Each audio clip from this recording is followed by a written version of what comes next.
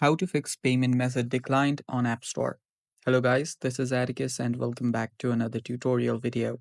In today's video, I'll teach you guys how you guys can fix payment method declined on App Store. So without any further ado, let's dive right into it. To resolve this issue, you will need to verify your payment information. For that, you can head over to your settings. For that, open up your settings. On your settings, head over to your username on the top here. Then after you're here, what you'll need to do is simply head over to this payment and shipping option. Tap on it.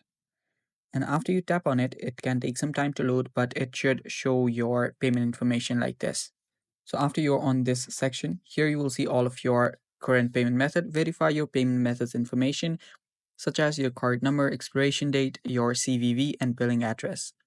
After you've verified that, if everything is correct but you're still getting the error, you'll actually need to remove your payment method and then add the payment method again.